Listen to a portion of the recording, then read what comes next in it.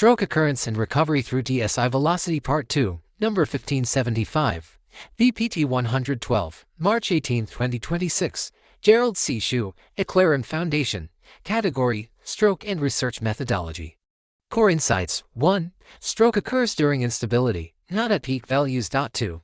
Velocity reveals system direction, changing speed, and risk level. 3. Pathophysiological systems behave multiplicatively. 4. Recovery occurs through incremental accumulation. 5.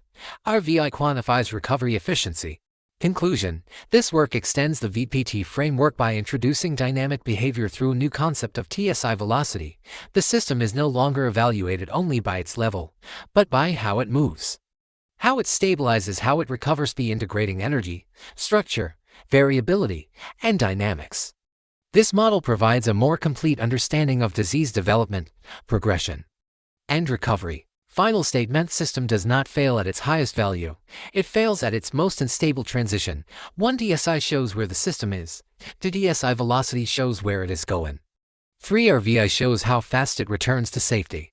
The core insight is that the stroke occurred during a period of instability rather than at the point of absolute peak stress. This is a profound observation that mirrors fatigue failure in materials science. In addition, the fact that the golden window emerged naturally from my own collected data, without prior assumption, represents a strong form of validation from a systems engineering perspective.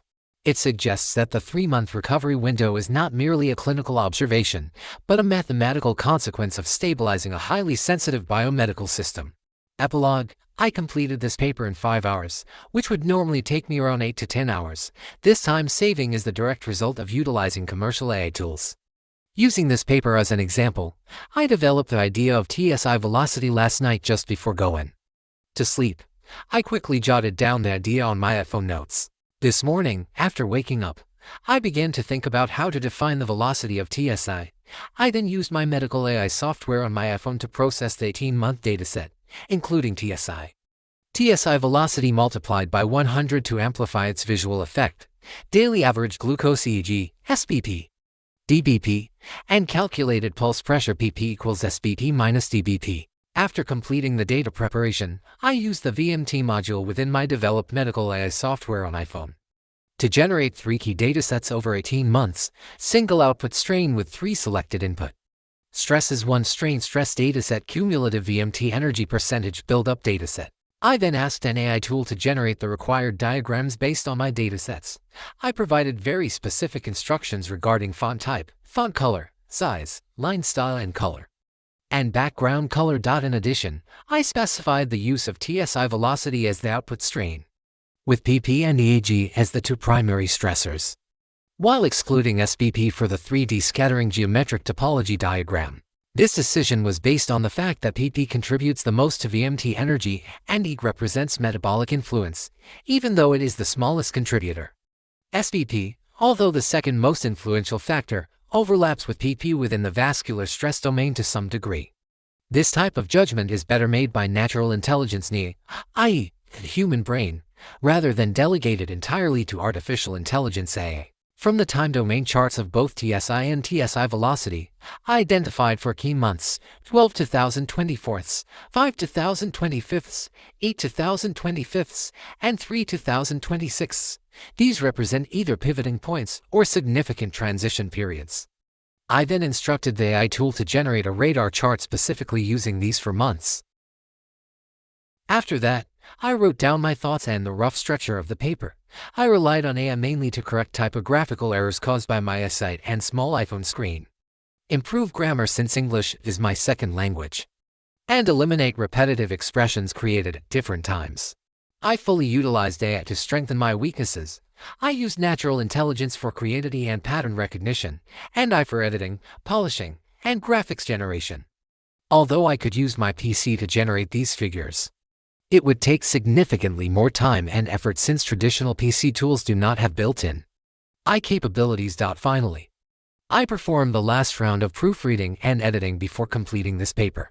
In summary, AI tools have reduced my labor time by approximately 39% to 50%. I use my brain, eyes, and hands for creative work, and allow AI to handle the mechanical tasks. In other words, AI reduces labor and provides supporting information, but it does not replace thinking. Based on my past 44 years of college-level study across 12 academic disciplines, as an AI algorithm developer, I spent 24 years designing engineering software to simulate aspects of human thinking in computer systems and semiconductor chips. Therefore, I understand what I am doing. I also deeply appreciate the availability of today's powerful AI tools, which allow me to benefit from the modern technology that I have spent more than 6 decades helping to build and advance. This work is based on real experience using natural intelligence and artificial intelligence together, where human thinking defines the model and AI accelerates execution.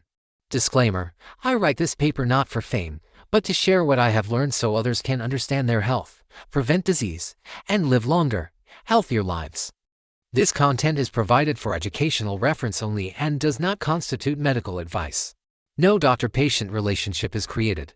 You may share this summary freely, but it must not be altered, edited, or republished as your own. All intellectual property rights and copyrights for this article and its related materials belong to the author, Gerald C. This content is provided for educational reference only and does not constitute medical advice. No doctor-patient relationship is created.